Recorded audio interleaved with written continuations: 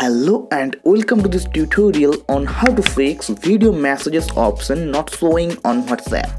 So without wasting any time, let's get started. First of all, open WhatsApp application. Now as an example, if I go to a conversation and if I click on the audio recording icon, then you can see that the video messages option is not showing here. If you want to fix the problem, then just go back from here.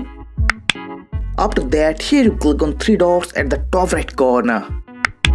Then click on settings. After that, here you click on chats.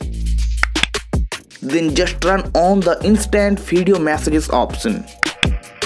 Now your problem has been fixed.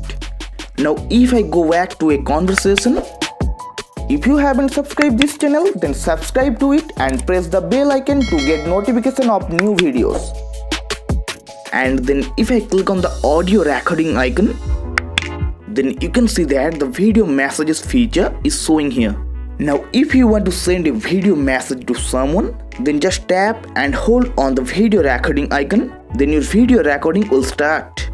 And release your finger from the video recording icon when you want to end your recording. Okay guys, if you found this video helpful, so please leave a like.